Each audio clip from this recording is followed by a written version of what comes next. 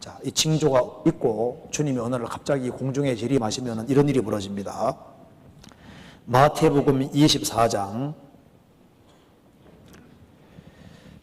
37절입니다. 징조가 나타나고 주님이 공중에 재림하십니다. 37절. 노아의 때와 같이 인자의 맘도 그러하리라. 홍수 전에 노아가 방주에 들어가던 날까지 사람들이 먹고 마시고 장가들고 시집가고 있으면서 홍수가 나서 저희를 다 멸하기까지 깨닫지 못하였으니 인자의 맘도 이와 같으리라. 그때 두 사람이 밭에 있음에 하나는 데려감을 당하고 하나는 버려둠을 당할 것이요, 두 여자가 매를 갈고 있음에 하나는 데려감을 당하고 하나는 버려둠을 당할 것이니라. 그러므로 깨어 있으라. 예수님이 재림하실 때는 노아 시대와 똑같다고 했습니다. 자, 노아 방주가 완성이 되고 코로 숨쉬는 동물들 한 상씩 들어가고 노아 8식구가 들어가고 방주문이 닫히는 그날에도 사람들은 먹고 마시고 시집가고 장가가고 있었습니다. 육신에 푹 빠져 살았습니다. 그것처럼 예수님이 십자가 죽으시고 부활하신 이후에 복음이 전 세계에 전해지고 어느 날 교회가 완성이 됩니다. 그래서 주님이 공중에 재림하시는 그날에도 사람들은 뭐 하고 있느냐?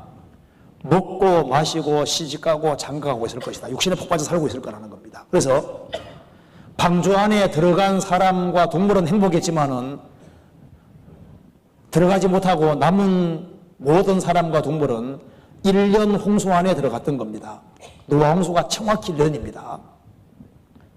주님이 공중에 재림하실 때 두 사람이 한 밭에서 일을 하고 있는데 하나는 데려감 당하고 하나는 버려진다. 버려지는 사람은 7년 환란 속에 들어가는 겁니다. 두 여자가 한 맷돌 갈고 있는데 하나는 데려감 당하고 하나는 버려진다. 누가복음 17장에는 그 밤에 두 남자가 한 자리에 누워 있는데 하나는 데려감 당하고 하나는 버려진다고 했습니다. 고린도전서 15장에는 순식간에 혼련이 다 변할 것이다. 눈 깜짝할 사이에 순식간 일이 벌어지는데 한국이 낮이면은 미국은 밤입니다. 순식간에 데려감을 당하는 자와 버려지는 사람 생기는데 버려지는 사람은 혼란 속에 들어가는 거예요. 그럼 누굴 데려가시느냐? 주님께서 거듭난 사람만 데려가시는 거예요. 성경 데살로니가전서 4장 보시겠습니다.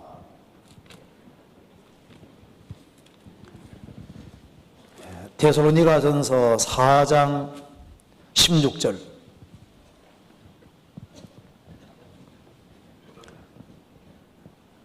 (332페이지입니다) 주께서 호령과 천사장의 소리와 하나님의 나팔로 친히 하늘로조차 강림하시리니 그리스도 안에서 죽은 자들이 먼저 일어나고 그 후에 우리 살아남은 자도 저희와 함께 구름 속으로 끌어올려 공중에서 주를 영접하게 하시리니 그리하여 우리가 항상 주와 함께 있으리라.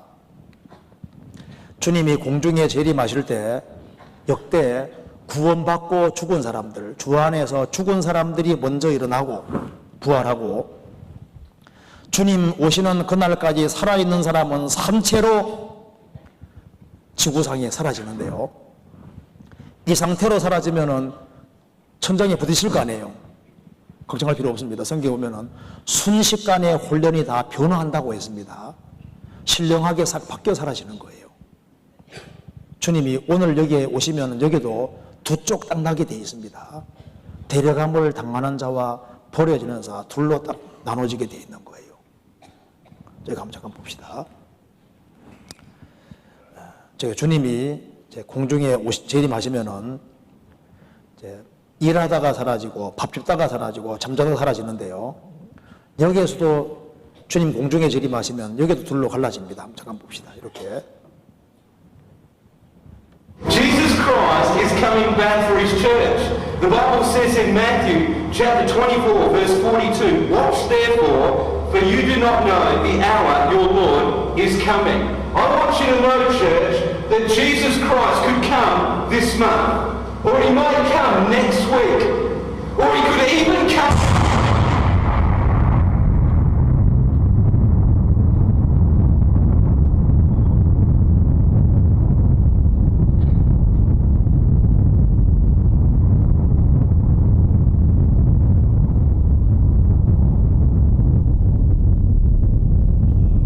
번개가 동편에서 나서 서편까지 번쩍임 같이 인자의 맘도 그러하리라.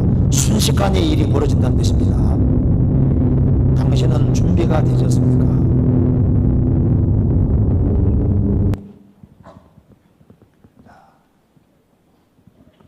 구약 시대 때 노아 홍수전에 하나님께서 에녹이라는 사람을 산채로 데려가셨습니다.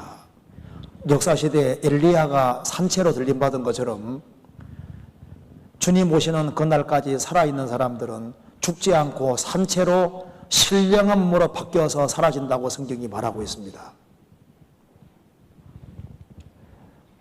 자, 이거 한번 봅시다. 그래서 주님 오시면은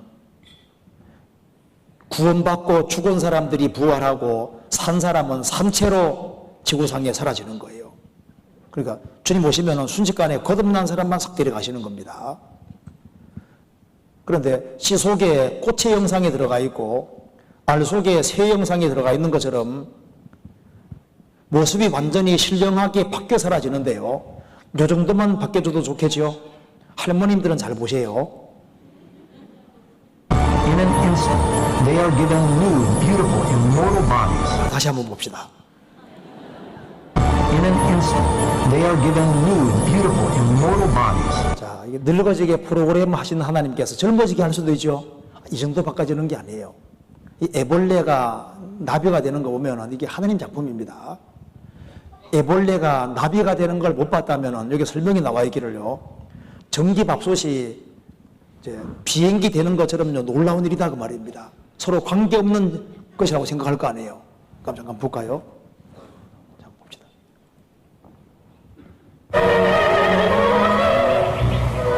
만약 애벌레에서 나비가 되는 과정을 보지 못했다면 이 두 생물이 서로 같다는 걸 절대 믿을 수 없을 겁니다. 전기밥솥이 여객기로 변한 것만큼이나 놀라운 일이니까요.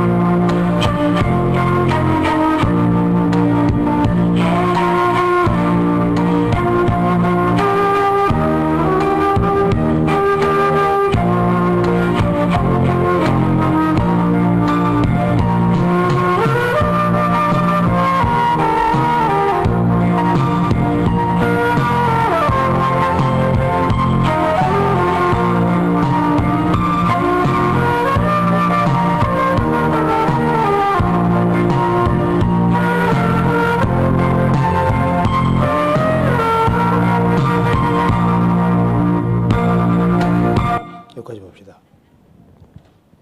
이것이 하나님의 작품입니다. 이번에 못생긴 사람은 다 구원받아야 돼요. 지금까지 못생긴 것도 서러운데 부활할 때는 영광스럽게 부활해야죠. 그래서 성경대로 하면은 미소코리아 선발대회는 씨앗끼리 기재기 하는 겁니다. 꽃하고 씨 모습은 너무 다르잖아요. 이건 씨예요, 씨. 미소코리아 선발대회는 애벌레 선발대회입니다. 그잖아요. 특별히 나이 드신 분들은 반드시 구원받아야 됩니다. 늙어가는 것도 서러운데 반드시 구원받아 주님 오실 때 영광스럽게 부활해야죠. 그렇지 않습니까? 반드시 이 일이 있습니다. 지금까지 성경은 한 번 들린 적이 없기 때문에 어느 날 갑자기 이 일이 벌어집니다. 들림받는 일이 있어요. 그리고 난 이후에 7년 혼란이 시작이 되는 겁니다. 이거 한번 봅시다. 그리고 여기에 크리스찬들이 사라질 때 교회당에 모여있다 사라진 것이 아니라 잠자다가 일하다가 사라졌잖아요. 밥 짓다가 자기 할 일 하다가 주님 앞에 서는 거예요.